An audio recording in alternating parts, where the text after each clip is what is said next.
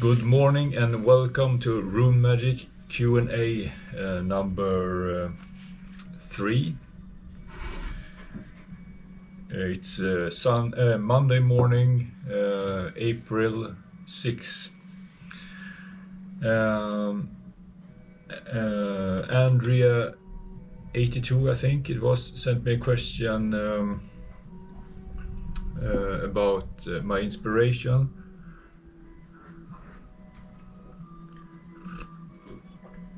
Which bands and albums that inspired Runemagick or me.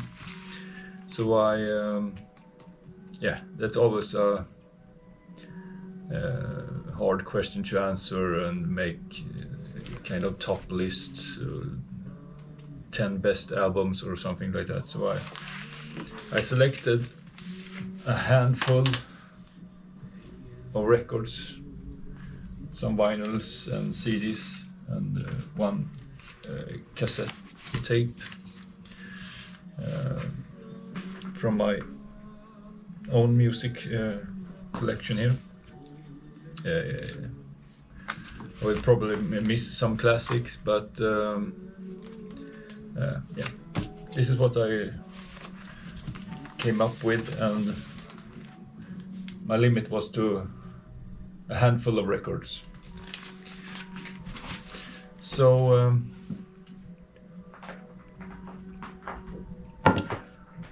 we can start here, but take some vinyl.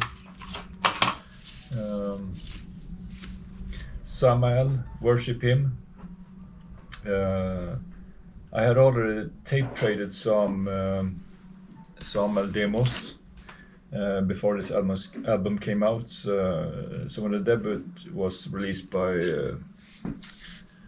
Osmose Productions, it was an obvious purchase, and it's heavy, cold, and very dark atmosphere that it really stayed with me. So it's a classic for me. Great album. And then we can take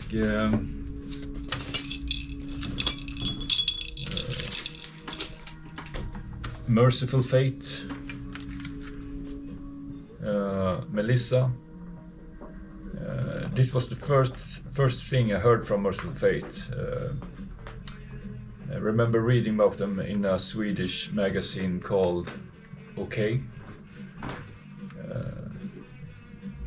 So when I finally heard the album, it really connected instantly. And also this is really good too. Early Merciful Fate stuff.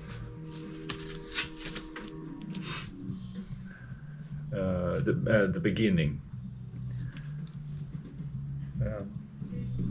It's something special about, especially the album Melissa for me. And another classic is Coroner, one of my all-time favorite bands of all time. This is No More Color. I also enjoy Punishment for Decadence a lot. I can't decide which of those albums is best, but I also have to mention their comeback album.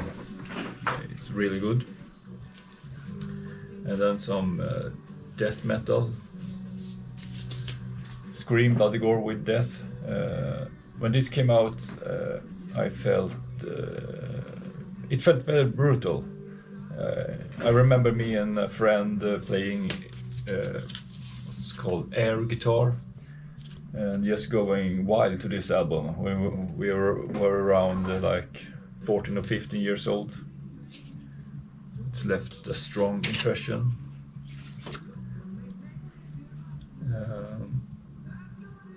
And speaking of Merciful Fate, I have to mention King Diamond too. Conspiracy.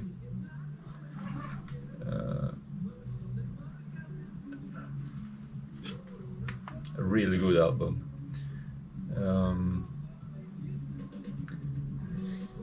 yeah, and also the old albums previous like Them and Abigail is really good too, and also The Eye is a favorite album of mine. Yes.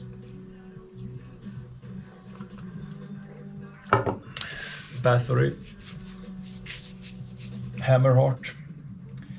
I like most of what Bathory has done, but Hammerheart was something special. I remember being a bit surprised when I first heard it, because it was so different from the previous albums, which I also enjoy a lot. But this has stayed close to my heart since it was released, and also inspired Runemagick very much in the beginning. Especially the name, I think, was inspired by Bathory, and also the first lyrics, and that were about Norse mythology.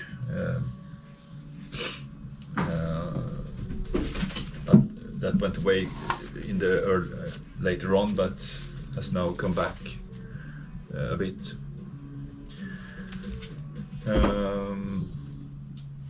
And an old classic is Iron Maiden and Killers. I really like the cover of it. Iron Maiden has many great albums, of course, but this was the first one I heard, and it felt both heavy and somehow magical at the same time. I still return to this one most of all the albums, and I also enjoy some of the new stuff, as well as I appreciate Dance of Death as an example,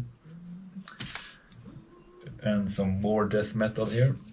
Bolt Thrower, Realm of Chaos. This was the first Bolt Thrower album I bought, so it naturally became one of the one closest to me. Very solid classic death metal, and War Master is also a favorite album. But those are my two favorite Bolt Thrower albums: Realm of Chaos and War Master. And some more slow death is this album by Paradise Lost, Lost Paradise, a real classic. I heard a demo, maybe two demos before this, so it already sounded promising. So getting the album was given, and Rotting Misery is a great track. I also remember having a live VHS where they were playing songs from this album.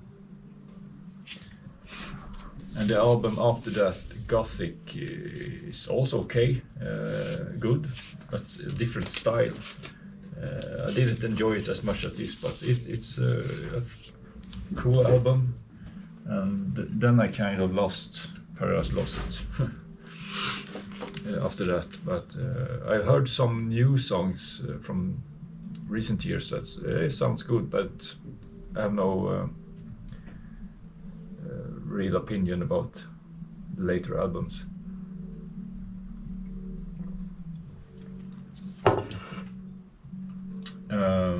And Autopsy.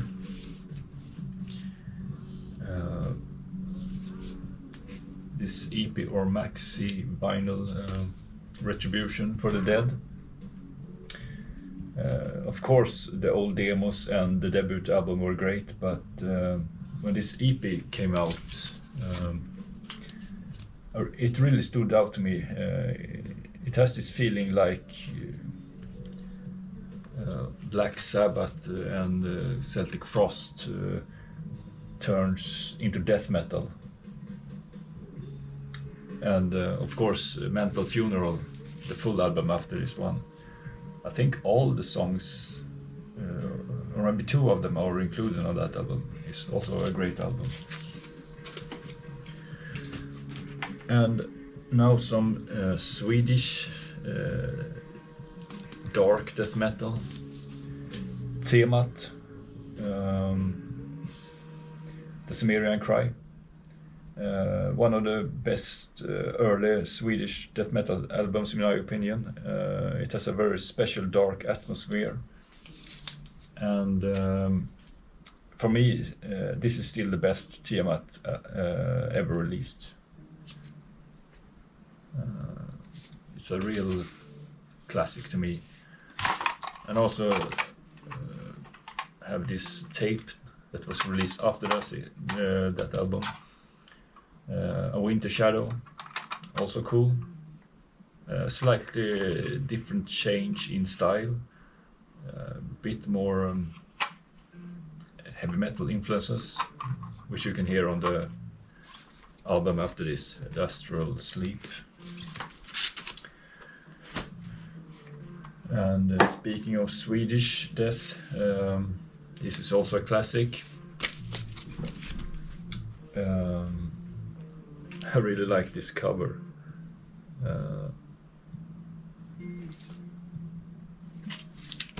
Backside. This is signed by Alf Svensson and Tompa Thomas Lindberg, and also numbered 66. It's starting to disappear. But yeah, Grotesque Incantation. And this has to be mentioned. It's one of the most evil sounding releases from the Swedish scene. A true classic. And of course, rest in peace, Tompa.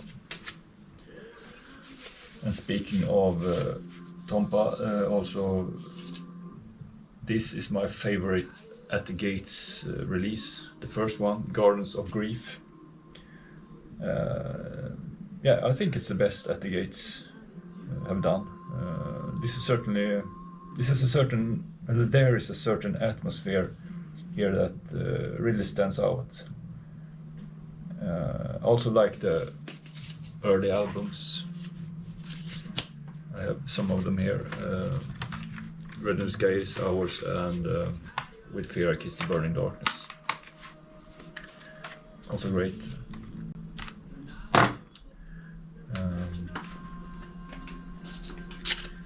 It was released in I don't remember, 90 or 91 maybe. Thomas wants to dedicate the lyrics in At the Gates to the memory of Per Olin, RIP, Pelle Dead.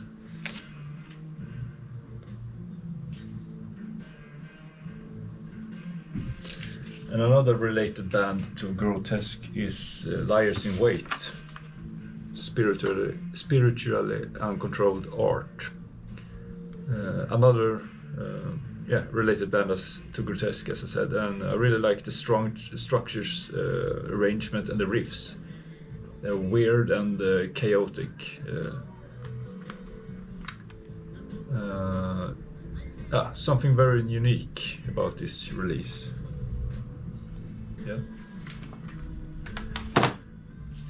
And I have to mention Morbid Angel as well, one of my all-time favorite bands. Of course, their classic Altars of Madness. This is an album I listened a lot to, probably in one of my top 10 albums of all time.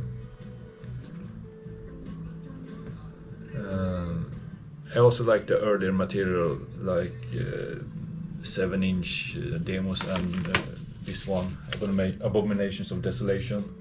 It's very raw and black death metal. And I have to also mention one of the later albums, Formulas Fatal to the Flesh. Really good songs and songwriting and lyrics and riffs.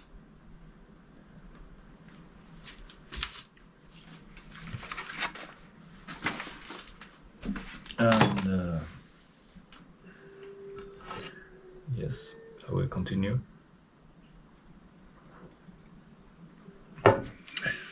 Morbid Angel related. Nocturnus, The Key.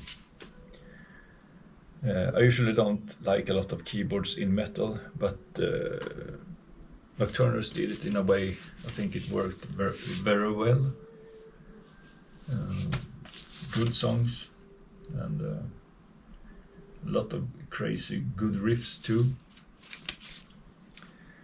Yeah, interesting sound.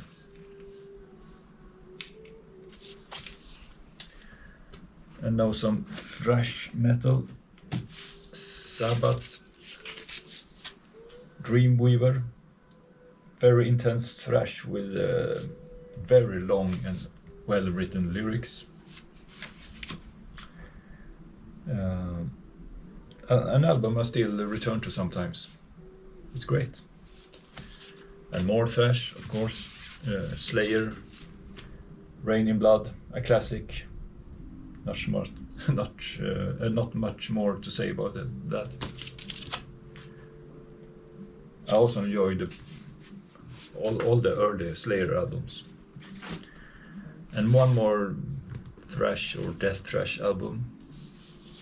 The best Sepultura album, Schizophrenia. Very intense and great songs. Aggressive riffs.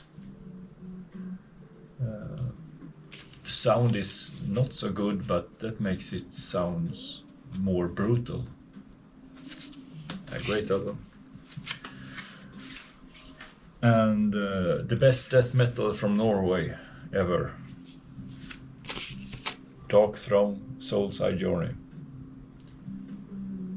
Lots of good riffs and great, inspiring, creative drums. Maybe not the best sound. They shouldn't have recorded it in the Sunlight studio, I think. They should have recorded it in another studio and used a better raw drum sound. It's really good. And here is Mental Funeral. I already mentioned it. Oh yes, that was a few of important bands and releases. I must also mention an album which is framed here. Candlemas Epicus Domicus Metallicus. The best doom metal release ever. Yeah, doom metal classic of all time. So Andrea, thanks again for the question you sent by email. I have a few more questions left to answer, and I will try to answer now and then. I must have time to record these videos, so I have a lot of other stuff to do. But more videos will come in this Q&A series.